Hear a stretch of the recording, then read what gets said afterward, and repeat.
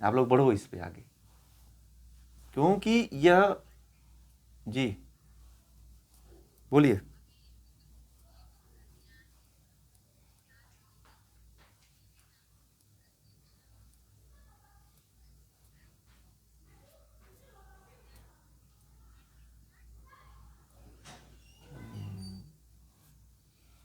प्रत्यक्ष मिथ्या ज्ञान में क्या ढूंढना है? मिथ्या ज्ञान मतलब उल्टा ज्ञान, गलत ज्ञान, वो सही है।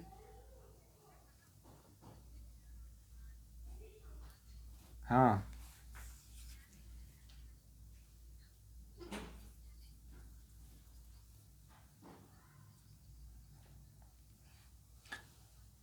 प्रमाण, प्रमाण और विपर्य, ठीक है, दूसरी वृत्ति थी वो। प्रमाण तो है ही है, प्रत्यक्ष अनुमान आगम, और उसके बाद से दूसरी वृत्ति थी विपर्य। विपर्य को क्या कहते हैं? उल्टा ज्ञान, ठीक है। तो उल्टा ज्ञान का प्रयोग कितना आप लोगों को बताया गया था? उल्टा ज्ञान का उदाहरण क्या है? ये उल्टा ही तो ज्ञान है ना। ये आपने, ये जो आपने मान रखा है कि, आपने क्या उदाहरण दिया अभी? एक उदाहरण दिया था ना, कल आपने एक उदाहरण दिया था, तो ये आपने उसको जैसे कि ये पेन है, इसको सोना मान, हाँ हाँ, सोने की खेती, तो सोने की खेती है तो उल्टा ही ज्ञान है ना आपका। सोने की खेती तो होती नहीं है, तो यही तो विपर्य वृत्ति है, इसी को तो उल्टा ज्ञान कहते हैं। उल्टा ज्ञान ही मिथ्या ज्ञान है, विपर्य वृत्ति है। आप गहराई में उतरो आप लोग, और भ्रमित मत हो, इसको पूरा गहराई में समझ जाइए। आप लोग समझेंगे तो जीवन बड़ा आनंद आएगा, फिर आपको दुनिया फिर समझ में आ जाएगी कि दुनिया क्या है, दुनिया की वास्तविकता क्या है, ठीक है। और तब जाकर के आपके अंदर सहज जो समाधि कहते हैं ना, वो लगती है।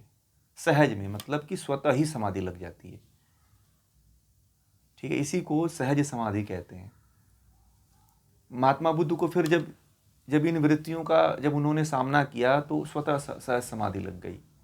बिना प्रयोग का योग दर्शन नहीं समझने वाले हो आप लोग, देख लेना। कोई पढ़ करके, बहुत लोग पढ़े हुए हैं, कई बार पढ़े हुए हैं लोग इसमें, ठीक है, और हजारों बार पढ़ लेते हैं लोग, फिर भी उनको कुछ क्लियर नहीं हो पाता है जब तक कि आप प्रयोग नहीं करोगे आप,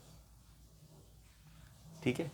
और कोई भी योग दर्शन जो पढ़ाया है आज तक कोई प्रयोग नहीं करवाया है, ठीक है। आप लोगों को विपर्य वृत्ति का केवल एक ही दो उदाहरण मिला होगा जो किताब में लिखा हुआ है, उसके अलावा कोई दूसरा तीसरा उदाहरण कोई बता ही नहीं पाता था। मैं तो आप लोगों को इतने 10 दिन हो गया, 10 दिन में कम से कम डेली कम से कम 7 या 10 उदाहरण आते हैं सामने, तो कम से कम केवल इतना ही उदाहरण देते हैं लोग। और आप लोगों के सामने कितने उदाहरण हो गए? पूरा आपका जीवन ही उदाहरण है विकल्प वृत्ति का। ये बात कोई बताता ही नहीं है। यदि यह बात कोई आगे समझा दिया होता तो आज लोग योग दर्शन को समझ के बहुत आगे गए होते। प्रयोग कोई करवाया ही नहीं। अब लोग समझते थे कि रस्सी को सांप है तो सामान्य सी बात है। आपके जीवन में कहाँ है वो विकल्प वृत्ति? दिखनी चाहिए ना। आपके जीवन में विकल्प है, पूरा विकल्प ही है। जैसे मान लीजिए कि आपने आपका जो जीवन है, जैसे मान लीजिए कि विवाह, विवाह क्या है? विवाह एक क्या है? विवाह भी एक क्या है? मिथ्या ज्ञान है, विपल्य विकल्प वृत्ति है। सिद्ध करो आप लोग, विवाह भी एक विकल्प वृत्ति है, सिद्ध करो आप लोग। देखते हैं कैसे सिद्ध कर लेते हैं आप लोग, बताइए। आप लोग फंस गए ना यहीं पे। आप लोग कहोगे कि नहीं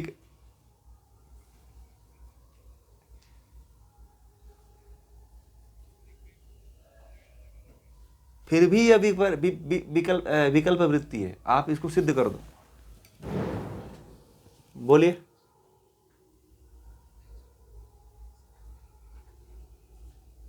हम्म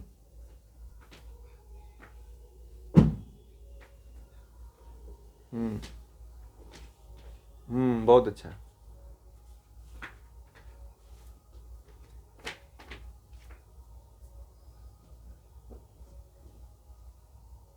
बहुत अच्छा।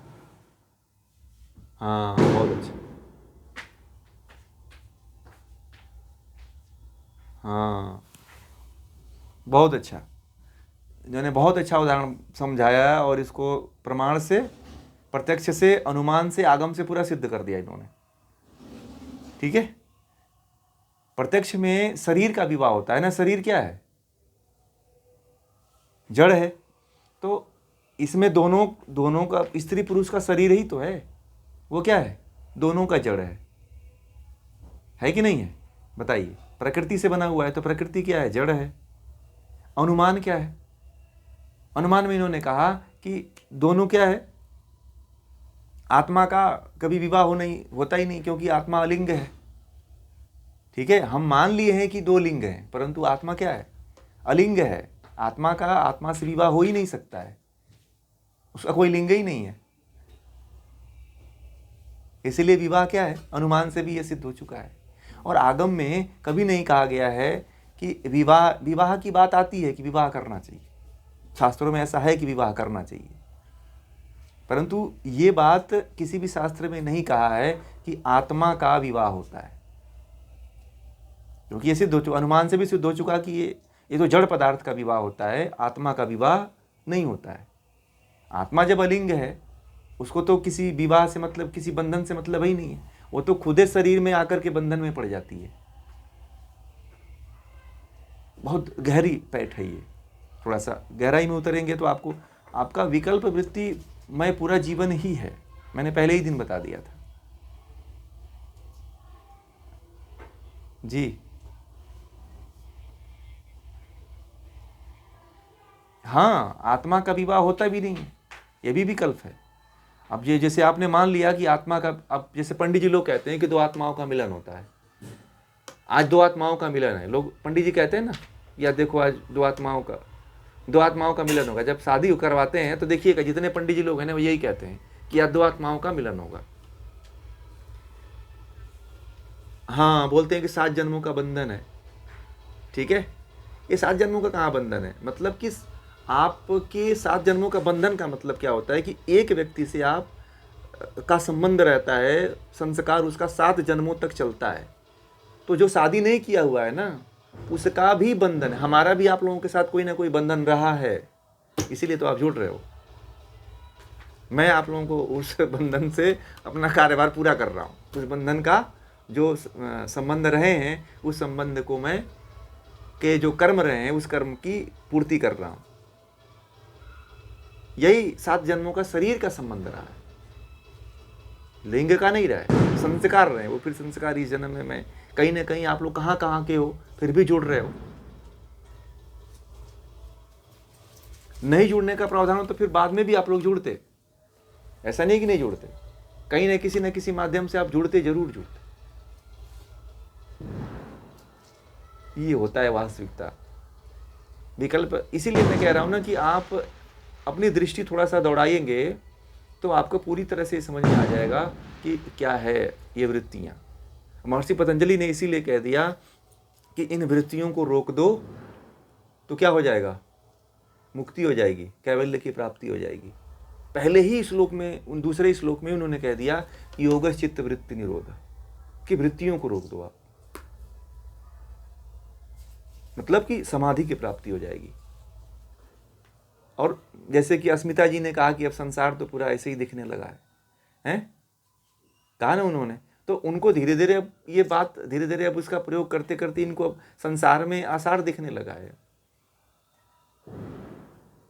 क्यों? क्योंकि इनको समझ में आ गया है कि ये वास्तविकता क्या है इसकी, और हम किधर जा रहे हैं।